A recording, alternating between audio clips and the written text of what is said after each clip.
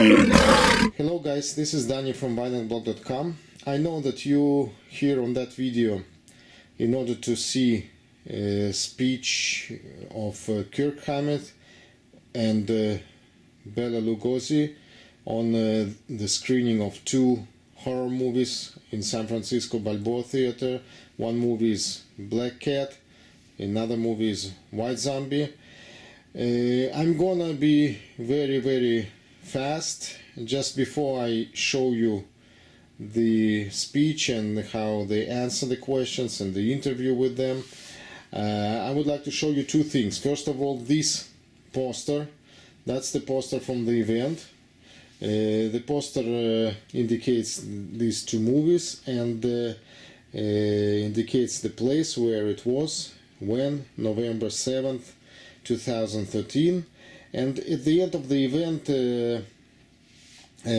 Kirk Hammett signed the poster. This poster we got for free. All those people who paid for VIP tickets, they got this poster for free on a meet and greet with Kirk Hammett and Bela Lugosi.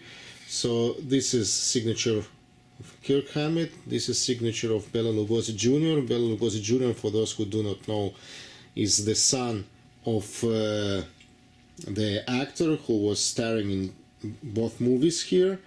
And the second thing I would like to show you is the book, which is titled Too Much Horror Business, written by Stefan Chirazi, and it's based on Kirk Hammett's horror collection. So I got this book yesterday at the event, and I already saw that this book available for purchasing on Amazon, for example, so you can go ahead and buy it there. But before we start watching the video of Kirk Hammett, I would like to show you the book a little bit briefly, so you could have some impression. So first of all, he signed the book for me here. This is for Danny, you see. And I just want to show you the book a little bit.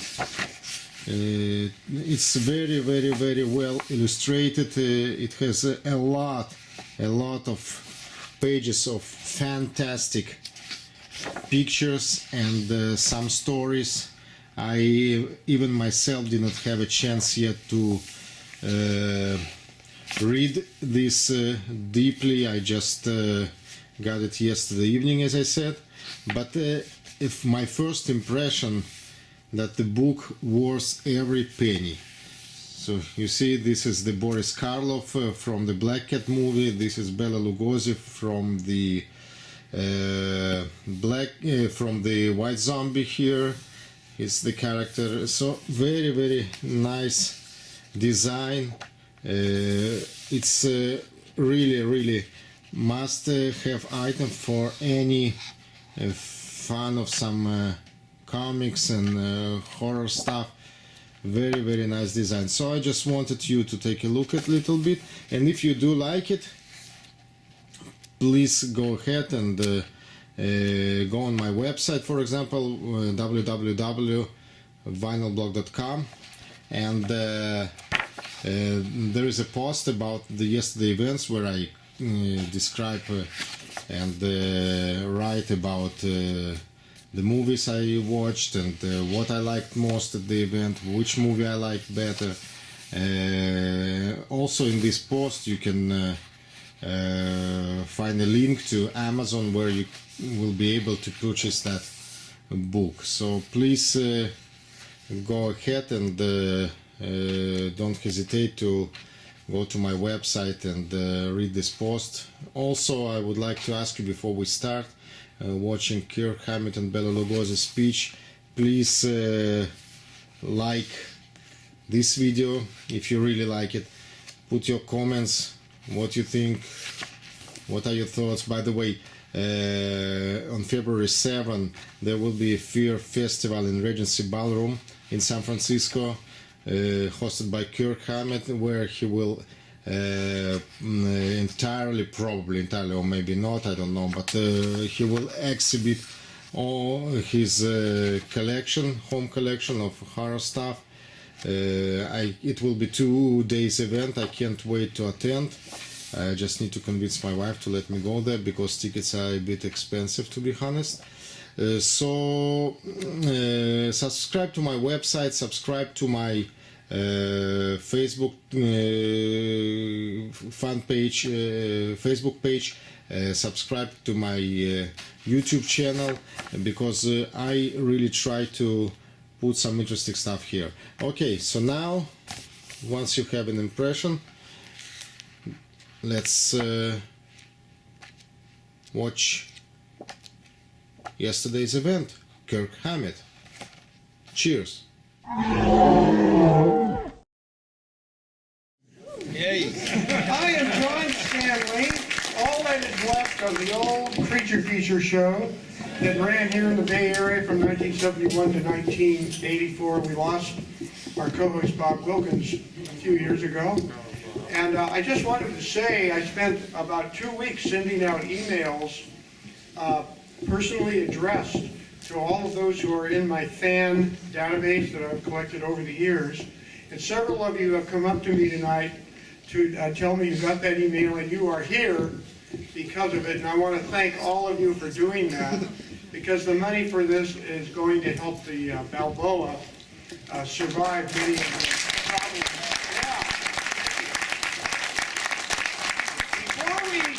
Before we screen The Black Cat, I want to introduce 2 incredible gentlemen here who are going to be part of our show tonight.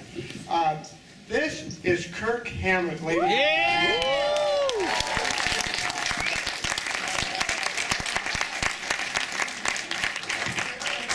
Thank you, everyone. I'd just like to thank you for coming down. It's a really, really special night for myself, as I hope it is for everyone else. And I really hope that you guys enjoy this. Okay, John. Yay! I love your book too, by the way. I've enjoyed it. It's kept me awake many a night. Does this man really need an introduction? Bela Lugosi Jr.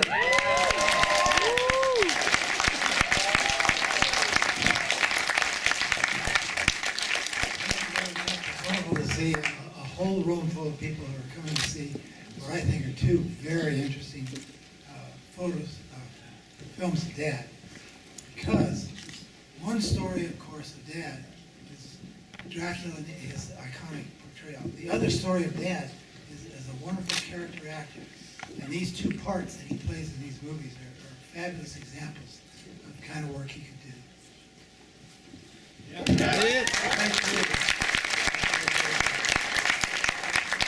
Well, originally I had a 500,000-word dissertation prepared to introduce tonight. The management has asked me to throw it into the garbage. So, we're going to see the film, and as soon as it's over, our guests are going to go to the small theater next door and to sign autographs. If you have a stamp on your hand, go right in.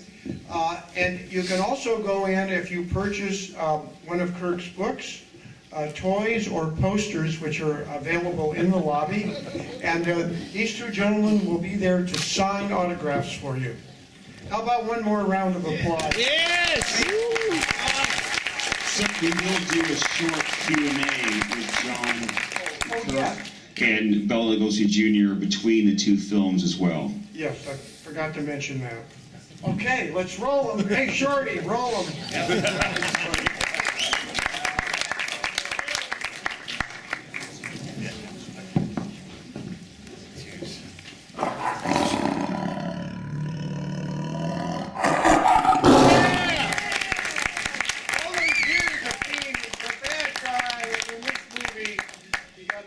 The other side. Listen, the movie would have been a lot better had they dwelled more on the skinny of Carlo. Oh, yeah, we didn't see any gore or blood. They totally cut away from the good stuff, didn't they? Mr. Lugosi, I'd like to open up our question and answer session, if I could, by pointing out that throughout your life you have been an attorney. You have represented clients in federal and state courtrooms, I guess all over the country. And in 1984, there was a particular new ruling that came into effect that would have a profound effect on the offspring of celebrities. Would you tell us what that ruling was and how you helped to make it so? Yes, the case of Lugosi versus Universal went up to the California Supreme Court, and the rule that was, came out of that decision was that the right of publicity, the right to use your name and likeness for commercial purposes, was a personal right and did not descend to the heirs. So an effort was launched in the legislature to enact a law which would reverse that decision. That's exactly what happened in 1984 with the enactment here in California of the Celebrity Rights Act, declaring that the right of publicity was a property right, and as such, it could be contracted away, it could descend to heirs, and really, that's something that my family has taken advantage of. Because you know, we do manage. I'm not used to being on stage. Okay, is this? Here's what was I saying?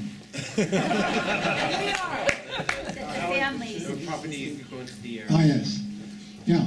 Because you know we now control the rights with respect to my dad, and in that way have helped preserve Dad's legacy in a respectful way. Hey, round of applause for that. Hey, Kirk, since 1982, you've been the lead guitarist for the heavy metal group Metallica. 82. One of the finest guitarists in the history of music. Wow.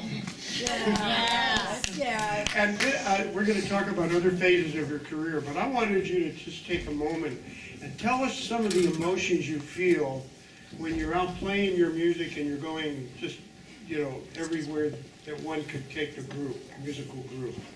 Well, for me, I mean, it's being a musician. I mean, the best thing to be doing is to be playing your instrument and performing in front of people and hopefully connecting with people.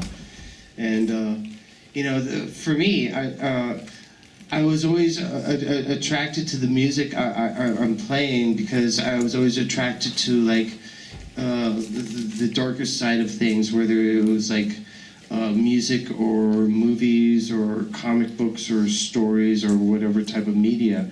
And you know, I really have to say that I was because I was a horror fan. And because I loved horror movies so much, I was attracted to the horror genre. I just naturally gravitated to like the heavy metal genre of music, you know, the hard rock genre of music, because it was so similar in ways that it just reflected the darker side of life. And I've always been attracted to that. You're a songwriter too. Is that similar emotion reflected in the songs you write? Well, you know, whenever I play my guitar, I just like, you know, I tend not to like think about, you know, airy, flowery things or happy emotions. You know? I tend to think about, you know, Carla. well, yeah, just like, yeah, what's bothering me at the moment, or you know, music. I want to write music that, you know, that's something that, you know, the devil might listen to. The devil, you say. A Sunday afternoon when he's not going to church. Hey, you live here in San Francisco with your Yes. wife and 2 children, and you have collected over the years an incredible amount of memorabilia, motion picture posters, motion picture costumes that we have seen out in the lobby. Yes. And you have a wonderful book that came out last fall, Yes. which is full of photographs. Ladies and gentlemen, you have to see this incredible book, colored photographs of the posters and all of the memorabilia that you've collected. How did that come about? Where did that all begin? Well, I've been into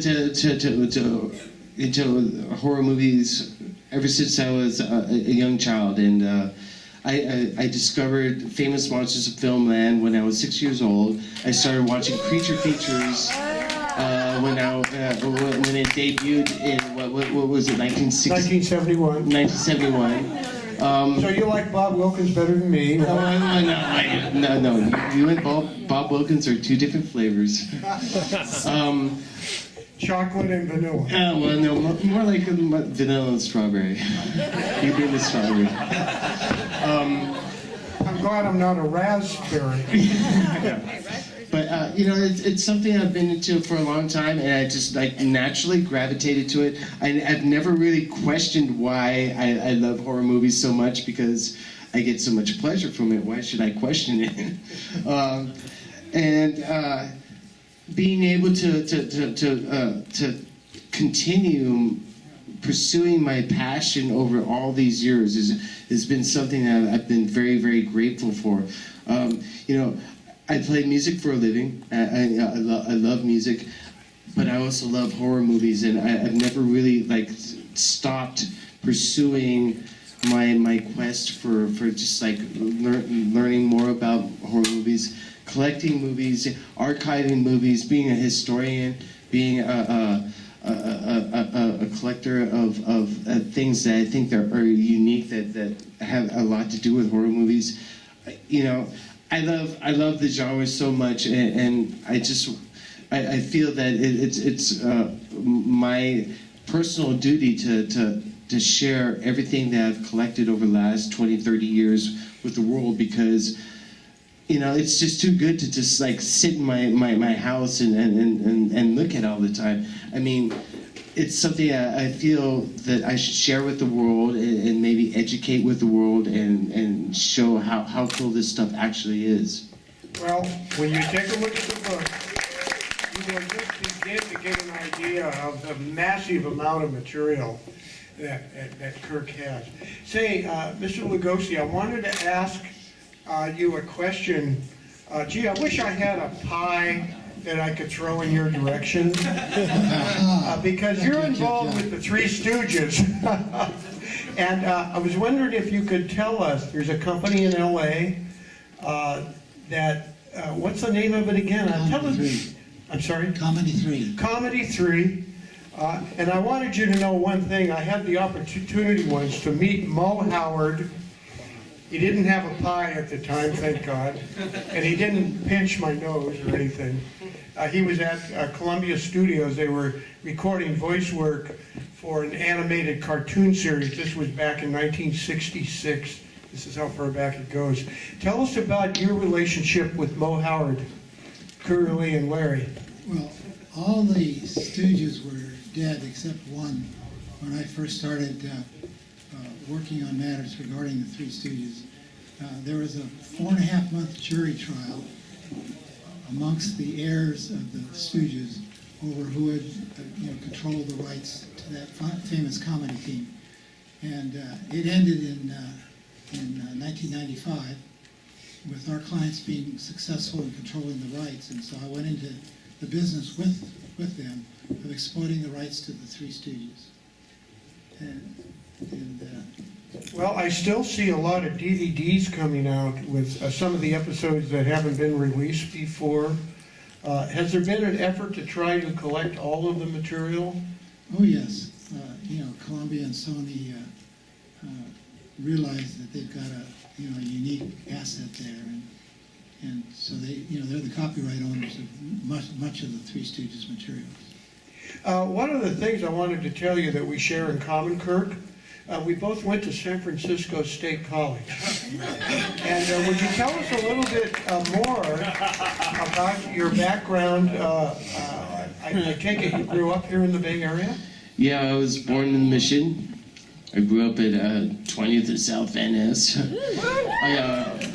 right, the Mission. I used to hang out at this one comic book store on 23rd and Mission called San Francisco Comic Book Company. Gary Arlington was the owner? Purveyed over by Gary Arlington, who has become a hero in the comic book field. he was one of the very first people who actually like opened up a comic book store in the United States in the 60s.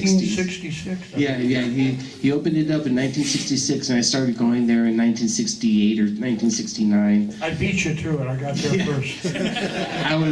I was six And I met a years guy old. I met a guy named Robert Crumb there one day. I used to remember I would be there at this store, and this very tall guy would come in with very thick glasses, and I would look at him and think, oh my God, I've never seen anyone who would ever like had that presence before. He would come in and everyone would just look at him, and then he would speak, and everyone would just like hang on every word. And that's just the way Robert Crumb was. He had a presence about himself, but he was a very, very nervous individual. And Gary Arlington was among the very first publishers to bring out some of those early editions of these so-called underground comics. Yeah, he was a big proponent of the underground comic movement, and his one comic, Slow Death, was a very classic. very cool underground comic book from that time. So Bela, I have a question for you. That's correct. Getting back to this movie, The Black Cat, did your father ever mention to you his experience about filming this film? No, I really didn't speak to my dad about that film. Sorry, Kirk, I can't add a narrative on that. And what about White Zombie? White Zombie, that was a low-budget film, and they ran out of money. And my dad said that he actually stepped in and did some of the directing in that movie. Oh, really? Yeah, that was a personal favorite of his. He liked White Zombie. Mr. Lugosi, were you able to go onto the set of any of the films that your father made in the 1940s? Yes. Or beyond? And if you did, tell us a little bit about that. Yeah, I was on the set for Abbott and Costello Meet Frankenstein. That is a classic. I was 10 years old at the time, and you've probably seen photographs of me in a military uniform on the set with my dad, because I was going to military school at the time. And so I spent, several days on the set, and had some, memories that have really lasted about that experience. I know Lon Chaney Jr. was very nice to me, Glenn Strange as well. Abbott Costello, not so much. Well, Glenn Strange went on to become the bartender, Sam, on Gunsmoke. A lot of people don't know this. And he was on Gunsmoke for years and years, I think, up to the time of his death in 1973. Were you able to see like Glenn Strange and Lon Chaney Jr. in makeup? Yes, so they were in makeup because, their makeup was always very heavy. So they'd get the makeup on in the morning, and that was it for the whole day. They'd be in makeup, so we'd go up, to the food cart that they had over there on the set, in full, makeup, and I'd be there. I had my pictures taken with them, and it was an interesting set. It was very dark, gloomy set, so they hired comedians to go around cutting up and making jokes and all. To try to lighten up the vibe, so it wasn't so heavy. Yeah, I don't know if my dad got all the jokes. What I do remember really stuck with me, and that is when Dad was in a scene, it's one take. Other people, would flub the lines, and so we take 12, take 13, and blah, blah, blah. But Dad was a really perfectionist. Do you have any memories of Plan 9 from Outer Space and the Ed Wood Jr. film? Well, no, I mean, I was visiting my dad during those years, and I knew Ed Wood, but I had nothing to do with the movie. See, I was, I think, 17 or 18 at the time. So did you actually meet Ed Wood? Oh, yes. And what was he like? Ed Wood was an interesting guy. He drank a little bit. But what I remember, I actually paid him to sit and be interviewed. I have the original audio tapes of an interview of Ed Wood, plus his unreleased autobiography that he wrote. He was a very energetic guy. He'd bring his family over to the house sometimes.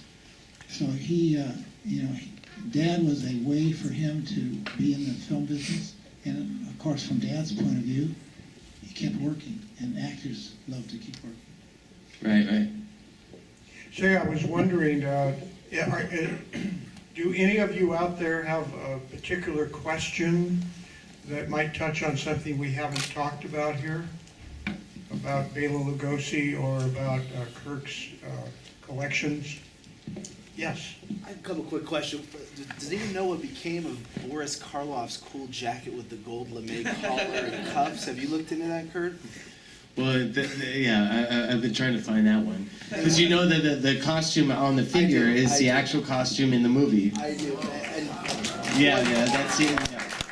That's the actual costume, 80 years later or whatever it is. And why is the Great Garloo not on display out there?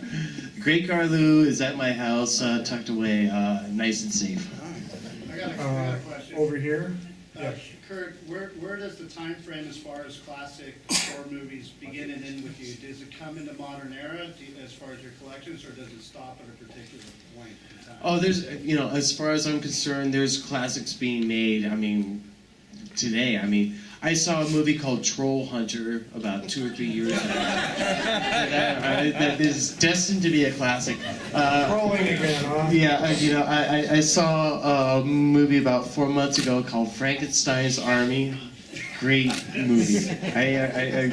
I suggest you guys just go out there and just go see it tomorrow. They still make those kinds of movies, don't they? Yes, they do. Yeah, we don't They're totally exploitive, like horror movies that just don't make any sense and are just like totally entertaining. Like Frankenstein's Army, love it. You have a question there. Yeah, Kirk, did you ever think about putting your stuff out for an exhibit? Fear Fest. Well, I am having a convention in February 6th, 7th, and 8th. It's called Kirk Von Hammett's Fear Festival.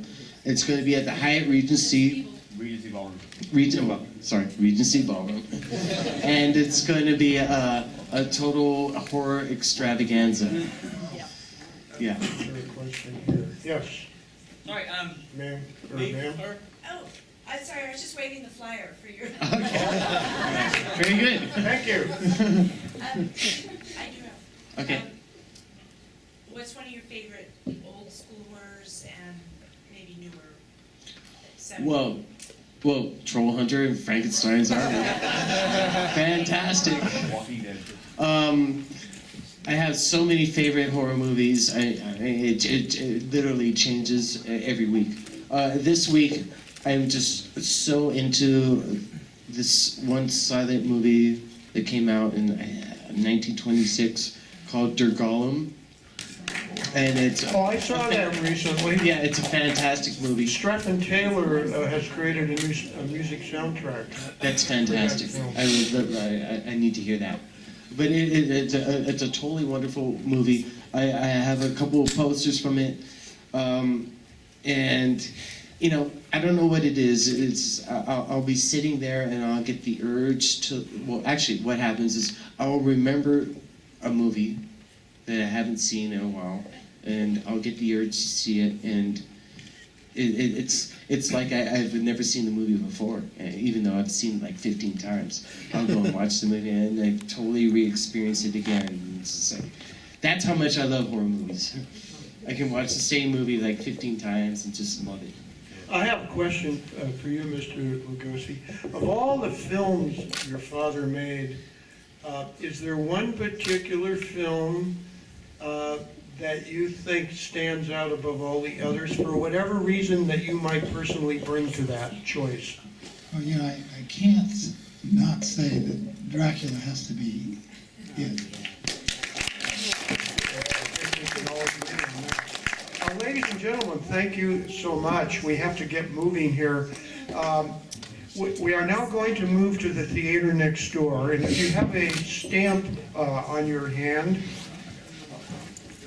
something has changed. Oh yeah, Toby will take it. So we're gonna do the White Zombie screening in here. Actually, if you have a stamp on your hand and you did the VIP packaging, I want you to line up first after the movie's over and go next door. You'll be able to meet Kirk, get a poster signed that we'll give you and everything.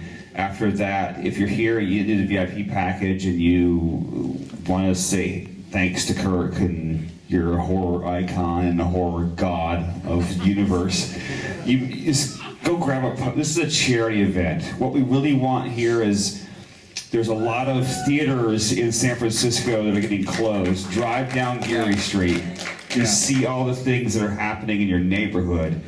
Having a movie theater in your neighborhood is good for you, your life, your children. It keeps people grounded. It keeps things kind of feeling safe and leave it to Beaver kind of doing, you know what I mean? So we want to bring attention to the fact that we're with the San Francisco Neighborhood Theater Foundation here in San Francisco, and this is why we're doing this, to have venues like this still going with classic horror movies, current movies, digital tape, whatever the fuck they have here. Just bring it and just keep us all in a theater watching movies is what we're trying to actually do here. If you didn't get a VIP ticket, if you did, thank you for supporting the Theater Foundation. I love you so much for doing that. I'm a father of two, and I appreciate it. Kirk's a father of two. Let's keep that going. If you didn't, go grab a poster or something at the merch booth.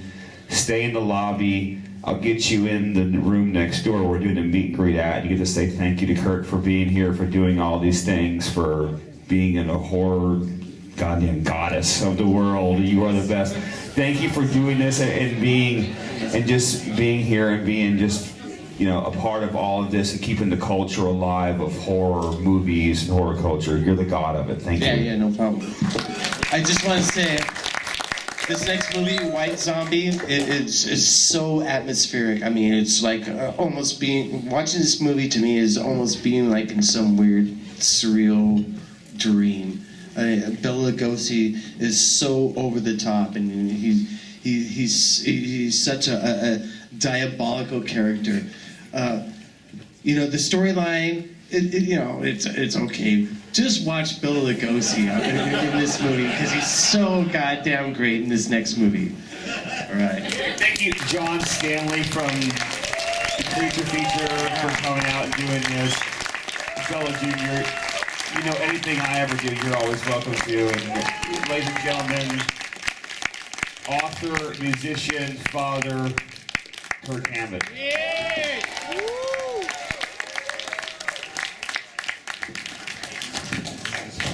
The film.